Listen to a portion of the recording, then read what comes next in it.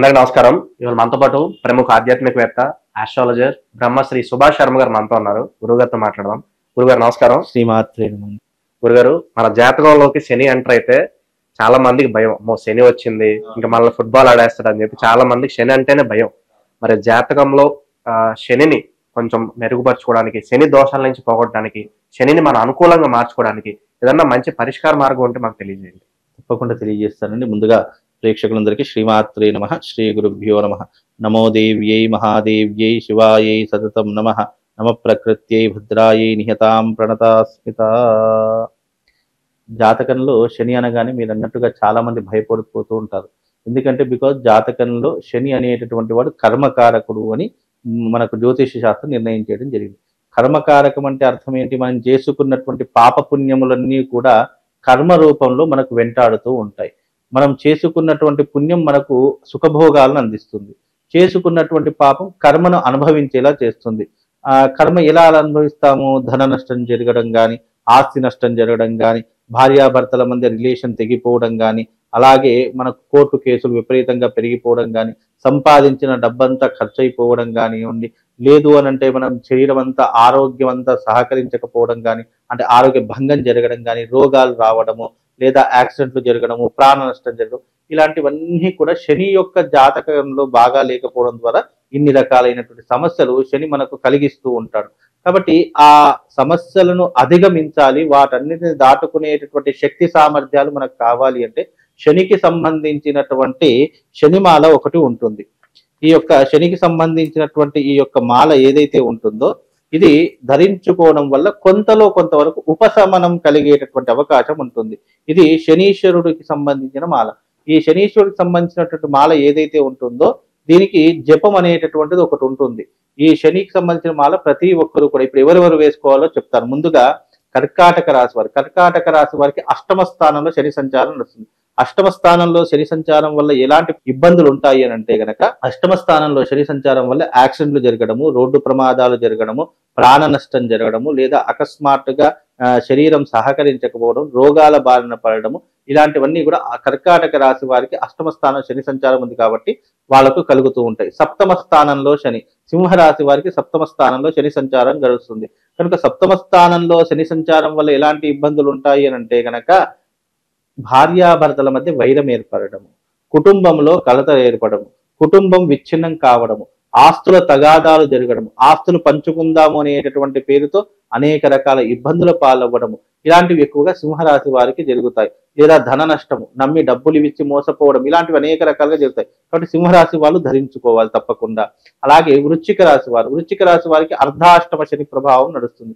వృశ్చిక రాశి వారి అర్ధాష్టమ శని ప్రభావం వల్ల జరిగేటటువంటి పనుల్లో అన్ని ఆటంకాలు ఎదురవ్వడము, ఉద్యోగంలో కానీ లేదా ప్రైవేటీకరణ రంగంలో కానీ అనవసరంగా ఇబ్బందులు ఏర్పడము, లేదా ట్రాన్స్ఫర్స్ జరగడము, సస్పెండ్ కావడము, ఇలాంటివన్నీ కూడా అర్ధాష్టమ శని వృశ్చిక రాశి వారికి జరుగుతూ ఉంటాయి.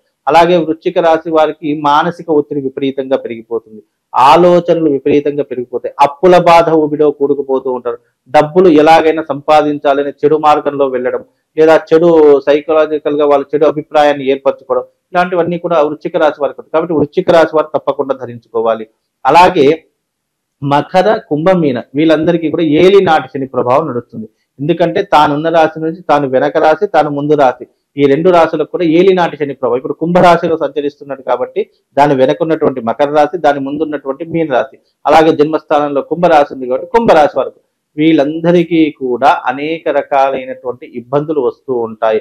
అది మానసికంగా, శారీరకంగా, ఫైనాన్షియల్ పరంగా, కుటుంబ పరంగా, వివాహం కూడా తొందరగా కానివ్వకుండా అనేక రకాల ఆటంకాలను కలగజేస్తుంది. కాబట్టి ఈ రాసుల వారు తప్పకుండా ఈ యొక్క మాలను ధరించుకోవాలి.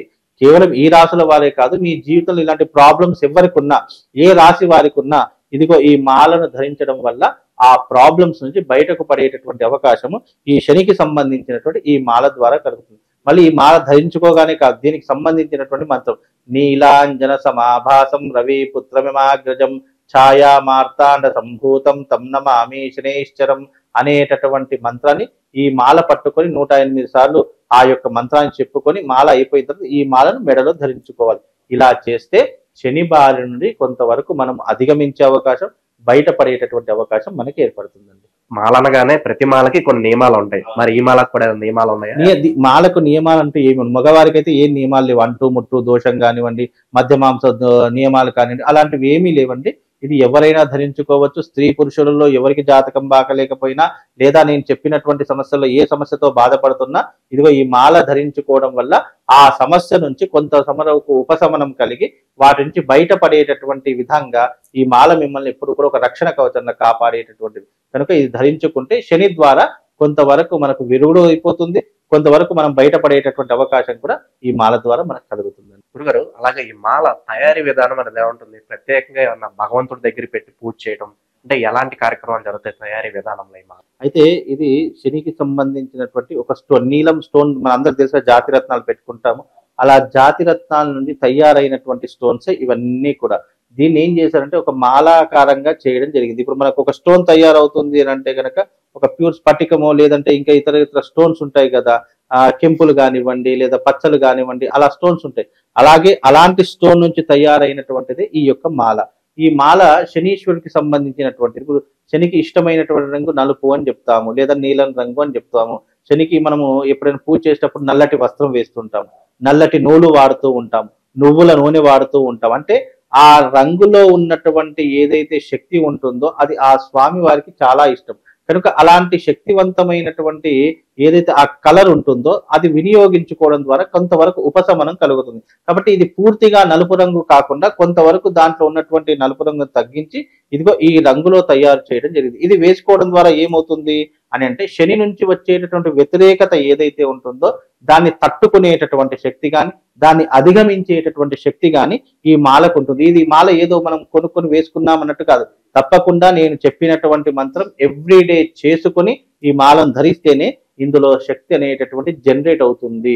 అలా జనరేట్ అయినప్పుడు ఏమవుతుంది, ఈ మాల ఒక శక్తివంతంగా మారిపోతుంది. అలా మారిపోయినప్పుడు శని నుంచి వచ్చేటటువంటి వ్యతిరేకతలు ఏవైతే ఉంటాయో అవి మనం తట్టుకునేటటువంటి శక్తి కానీ, లేదా దాన్ని జయించేటటువంటి శక్తి కానీ మనకు కలుగుతుంది. అలా కలిగినప్పుడు ఎంత పెద్ద బాధ అయినా, ఎంత పెద్ద నరదృష్టి అయినా, ఎంత పెద్ద చెడు దృష్టి అయినా తట్టుకునేటటువంటి శక్తి మనకు వచ్చినప్పుడు ఈ మాల మనకు ఖచ్చితంగా ఉపయోగపడుతుంది. కాబట్టి ఇది ధరించుకోవడం వల్ల మనకు శక్తి సామర్థ్యాలు పెరిగి మనం దేన్నైనా తట్టుకునేటటువంటి శక్తి మనకు కలుగుతుంది. కాబట్టి ఈ మాలను ధరించుకుంటే ఏలినాటి శని ప్రభావము, అర్ధాష్టమ శని ప్రభావం, సప్తమ స్థానం, అష్టమ స్థానము, ఈ శని ప్రభావాలన్నీ కూడా ఈ రాశుల వారికి తొలగిపోయి వాళ్ళు ఎప్పుడూ కూడా నిరంతరం ఆయుర ఆరోగ్యాదులతో ఐశ్వర్యాదులతో ఉంటారని చెప్పేసి ఈ మాలను ధరించుకుంటే శుభము లాభం జరుగుతుందండి.